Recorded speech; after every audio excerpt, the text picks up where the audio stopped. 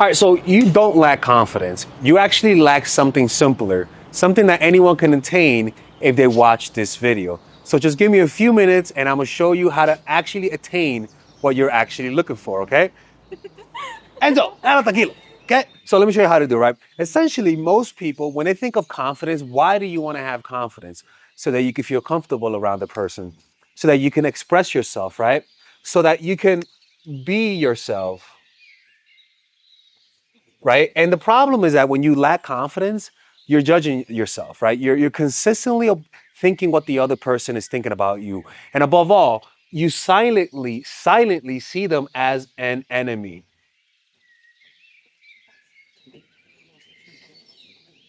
So one of the keys to developing confidence or developing the confidence that you want, because think about it, the type of confidence you want is a type that you're able to talk to your boss, you're able to talk to a girl that you like, a guy that you like, you're able to talk to your parents, you're able to go up to strangers, you're able to put yourself in unfamiliar situations and feel like it's familiar. So it really comes down to making the unfamiliar familiar. And the word familiar comes from the word familia. And what is one of the most qualities, one of the most important qualities of a family member is that you don't see them as a stranger, right? One of the things about strangers is that you have no empathy for strangers. But for family, you do have empathy. And that is the key difference. Is the fact that you see your family member as non-threatening. You see strangers who you don't know their thoughts, their emotions, their desires, their goals. You see them as dangerous. So, with this being said, the key to real confidence isn't developing confidence because the type of confidence you're talking about talking to your boss or going up to a girl, we call that situational confidence. And what I mean by situational confidence is that confidence is only there based on the circumstance. We want to be able to create and have a certain level of confidence that doesn't matter the circumstance. So you develop empathy. Empathy is the one thing that will cause you to see someone who's threatening as non-threatening. It is why I can promise you, if fucking Satan had a mom, like he'll see him as like the sweetest boy on the planet. The reason why that is because you lose that sense of threatening because you feel familiar to them. So developing empathy to me is the key to developing confidence. Now, you don't look, if you want to develop situational confidence, that's fine. But have you ever seen a Christian, a Buddhist, any religious person, is a Muslim? One of the things about them is that they are not shy about about their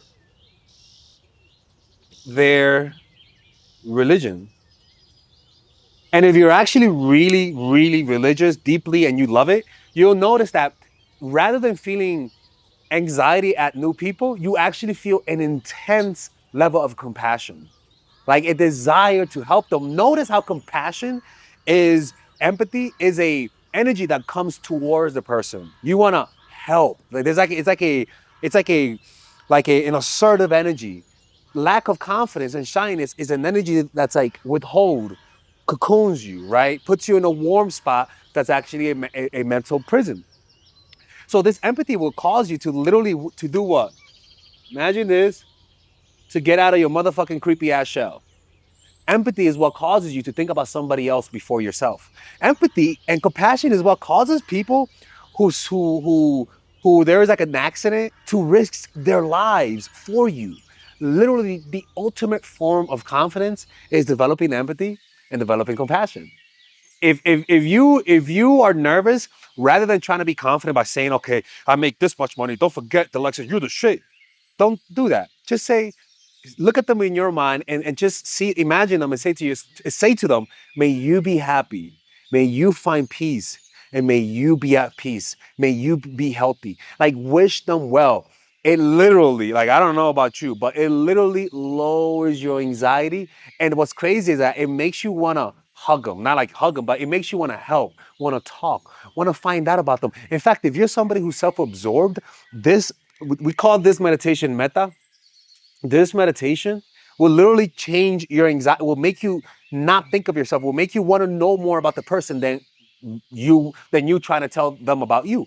Literally, like it's the secret. I'm not even gonna lie. It's a secret, and it's actually in church when church members were shy about approaching people to talk about Jesus. We literally would do the first thing we would do is that we would imagine them and say to God, God bless that person.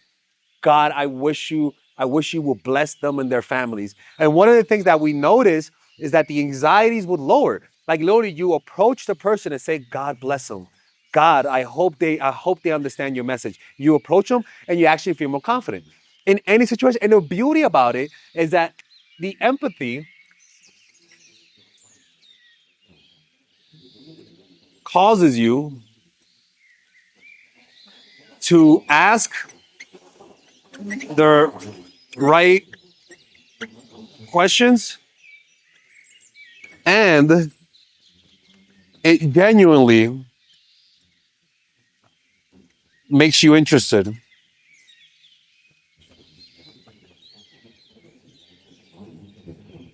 Sounds like I'm torturing a mouse. It makes you it's genuinely interested. And what that does is that it changes your nonverbal cues. They'll sense authenticity emanating from you. And for example, like the way I like to do this meditation, I do it in multiple ways. I do it multiple times a day. And what happens is that I don't notice this anymore, but you really see people as family members. Like obviously you don't fucking go up to them, right? But you see them and there's like a softness. You're like, it makes you happy seeing people. Or something that I'll do is I'll put that song "Hum to the Sea" because or "Thinking Out Loud" by Ed Sheeran, and as I'm in a taxi, I'll just look at each person that I see and just focus on them for like 2 seconds and wish them well. But you be well. I look at the taxi driver, not make eye contact, but be like, "I wish you well." And what happens is that you're training your brain to have empathy. There's no nervousness in that. You just can never be nervous. Really. All right. Anyways, um, if you don't honestly, go ahead and do that. By the way, I'm sorry. It looks like fucking Hitler. Go ahead and do that, and tell me how it goes in the comment section. Like, it's really difficult to be nervous around somebody who you wish happiness, who you wish peace. It's impossible.